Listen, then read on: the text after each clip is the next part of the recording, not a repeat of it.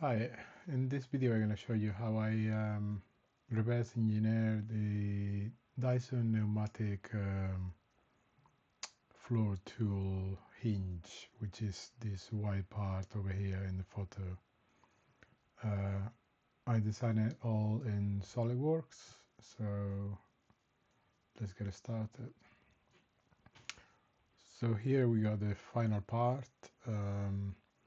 Basically I designed it bit by bit, starting from the simplest part of the hinge and then just adding parts and features to it.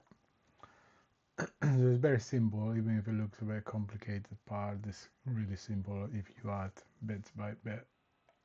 Put it back to there so we see how it evolves bit by bit.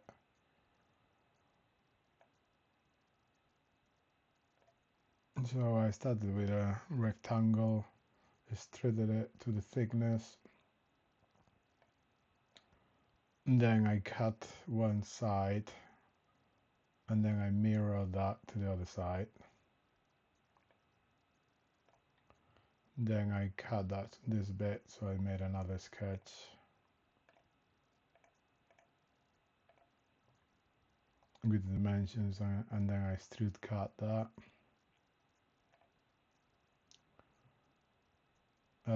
This could have been done in one sketch only, but I was just doing it step by step, basically.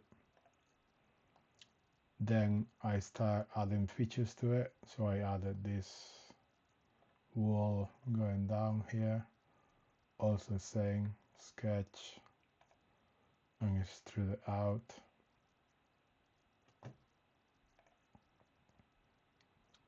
Then again we mirror the part. Then we added this radius bit in here, which is extrude. So this one is being dropped from the side, as you can see. So I drop that and then extrude it through.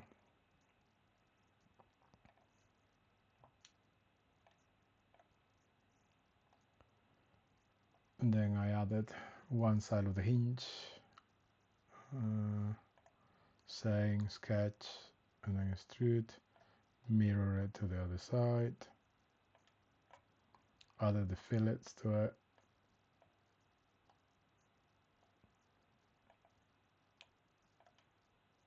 then I created this rear part. The saying is being drawn,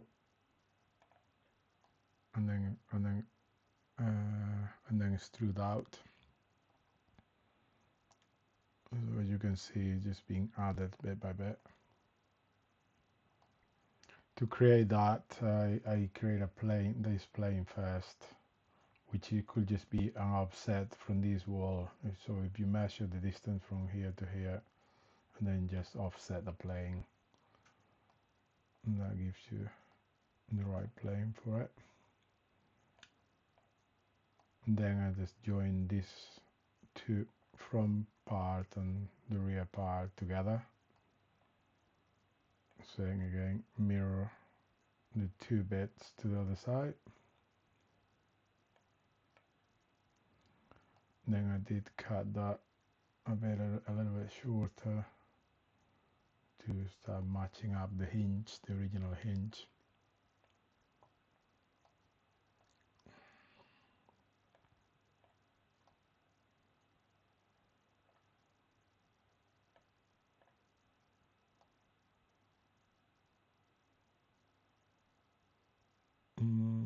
There's some fillets there. I'm not sure which one is this.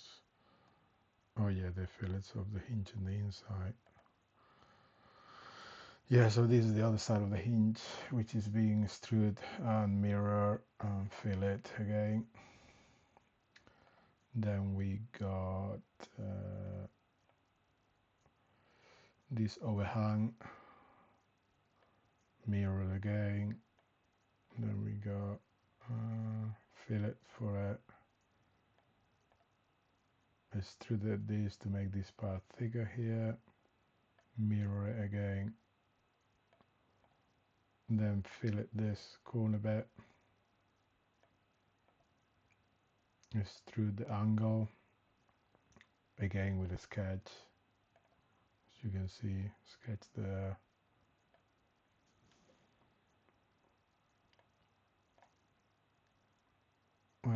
fillets, more fillets, more fillets there.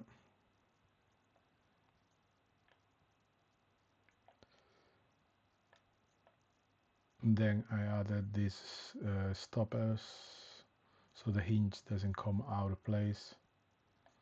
Mirror it to the other side.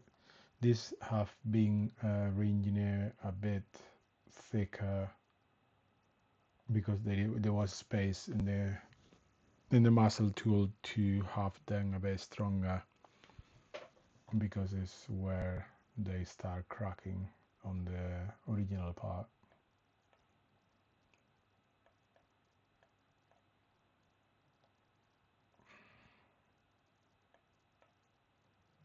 And then these angles here, this is to facilitate the hinge installation.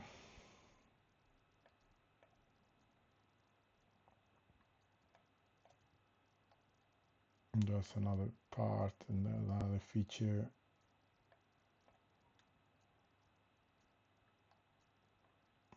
So as you can see, it comes together bit by bit, basically. So now this is that another stopper bit, and then just a lot of fillets all around to make a bit more smooth. And then here I cut this angle here also for installation, so it slides quicker into the muzzle head. Mirror it to the other side and add the final fillet. And that's it. That's the full part. I hope you enjoy it. I've been using it for months now and still going. Thank you. If you like this video, please subscribe for more. Okay, so here I'm going to show you a few steps of how to set it up for 3D printing. This is with a Bamboo Lab software on a Bamboo Lab printer. Basically select the filament you're going to use, quality, layer height 0.2 will be good enough. In the strength, I select 100% in the infill density, because the walls are quite thin, so ideally we want to have 100% strength. Speed, like whatever you normally use on your printer. Supports, enable supports, because there is a couple of cantilever parts, so they need to be supported.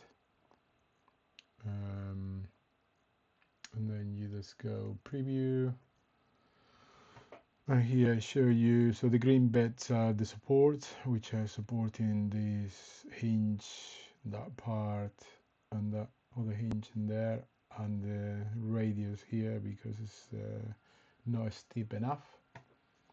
And you can see the infill is 100%,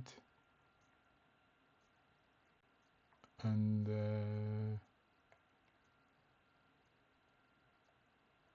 yeah, we are ready to print it.